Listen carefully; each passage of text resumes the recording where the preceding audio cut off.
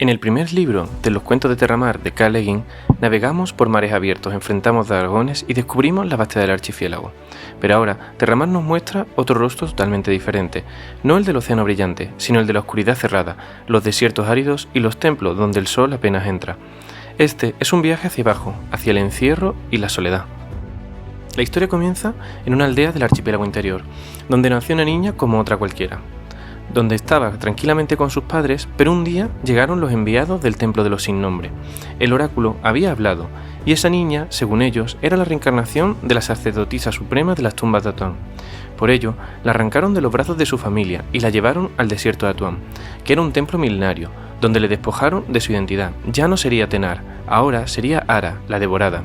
Su antiguo nombre quedó entonces enterrado para siempre, y su vida anterior borrada como si nunca hubiera existido. El templo de Atuán se alzaba en un desierto solitario, estaba rodeado de muros, patios y cámaras secretas, pero lo más importante no estaba en la superficie, sino debajo, donde había un laberinto interminable de túneles, cámaras y pasadizos oscuros. Allí moraban los sin nombre, con poderes antiguos que eran incluso anteriores a los dragones y los dioses, entidades que no podían ser descritas ni invocadas, solamente servidas. Ara fue instruida en los rituales y aprendió las fórmulas, las danzas y los sacrificios. Los sacerdotes y sacerdotisas la reverenciaban como la devorada, la encarnación de lo eterno, pero en el fondo no era más que una niña obligada a vivir en la penumbra. Su maestra principal era Dar, que era una anciana sacerdotisa bastante paciente, pero también estaba Kosil, que era una sacerdotisa de alto rango, que era bastante rígida, cruel e incluso corrupta. De ella, Ara aprendió el miedo y la política del templo. Pronto, Ara descubrió lo que sería su dominio, el laberinto, un lugar al que nadie podría entrar, salvo ella, un mundo de oscuridad absoluta donde ni las antorchas parecían durar y donde las piedras guardaban secretos antiguos. Era su reino, pero a la vez era su prisión. Los años fueron pasando, y Ara cumplió los rituales, presidió los sacrificios y se adentró en los túneles una y otra vez, hasta conocerlos del todo. De día era venerada y de noche estaba sola. La gente del templo la temía más de lo que la amaba. Dentro de sí empezaban a crecer numerosas dudas. No entendía qué significaba ser la devorada, y si de verdad los sin nombre las protegían. Pensaba que era a lo mejor un simple engranaje más en un culto que se alimentaba del miedo. Kosil la presionaba constantemente y además la vigilaba, esperando que cayera en un error. La tensión entre ellas se volvía cada vez más peligrosa, y Ara se convencía a sí mismo de que estaba atrapada en un destino del que no podía escapar. Hasta que un día algo imposible ocurrió. Explorando las profundidades del laberinto, Ara descubrió señales extrañas, un rastro, una presencia. Alguien había entrado en las tumbas de Atuán, donde nadie podía poner un pie. Y allí lo encontró. Era un hombre vestido como un mago, con un báculo en la mano y un rostro marcado por una cicatriz. Era Het, Gavilán, el protagonista del primer libro, que ahora buscaba un objeto perdido entre las profundidades, la mitad del anillo de Errez Akbe, que era una reliquia antigua capaz de sellar la paz entre los pueblos del archipiélago. Para Ara, aquel hombre no era más que un enemigo, un sacrilegio vivo. Lo capturó y lo encerró en las catacumbas oscuras, dejándolo sin luz ni alimento. Su destino estaba sellado, moriría en el silencio de los sin nombre. Pero esto no fue así. Het no ofrecía resistencia, no gritaba ni rogaba, y cuando Ara lo visitaba en la penumbra, él hablaba con calma. No lo llamaba Ara ni devorada, ni siquiera sacerdotisa, lo llamaba Tenar.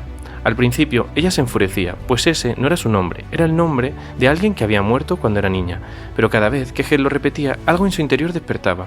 Era como si la palabra, olvidada, trajera consigo una luz que la oscuridad del templo no podía sofocar. Het le contaba historias del mundo exterior, de mares, de islas, de dragones, de gente que vivía libre. Le hablaba de la magia y los nombres verdaderos, del equilibrio y del viento que soplaba más allá del desierto.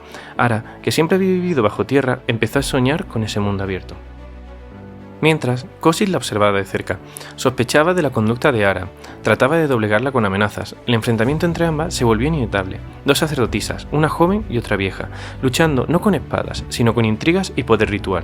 Kosil representaba el peso del templo, el orden inmutable de los sin nombres, y Ara en su interior ya empezaba a sentir que ese orden estaba podrido. Het en las sombras se convirtió en el espejo donde veía reflejada su verdadera naturaleza. Het le reveló a la joven sacerdotisa que no había venido a destruir, sino a recuperar el anillo de Rezkebet para poder asegurar la paz entre las islas. Pero más allá de eso, le dijo algo aún más importante. Le dijo que ella no era Ara, que ese no era su verdadero nombre, que ella era en realidad Tenar. Y la muchacha empezó a comprender que su destino no estaba escrito en las tumbas, que tenía una opción, podía elegir.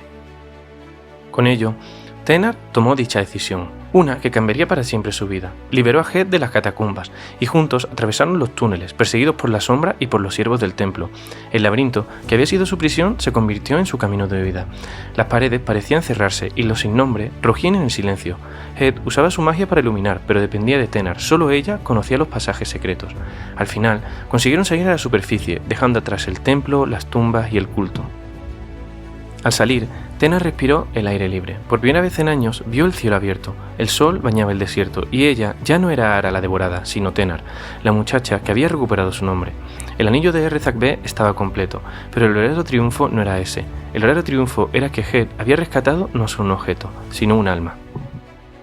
Head y Tenar partieron juntos del desierto de Atuan. Uno llevaba consigo la cicatriz de su pasado, el otro recuperaba un nombre que le habían robado, ambos marcados por la oscuridad pero también por la luz que habían encontrado en medio de ella. Con esto concluye el segundo libro del Mago de Terramar, Las tumbas de Atuan, un relato no de aventuras en mares abiertos, sino de una lucha interior, la historia de una niña que venció a los dioses oscuros de su pueblo al atreverse a pronunciar su verdadero nombre. En los próximos vídeos veremos cómo continúan los cuentos de Terramar.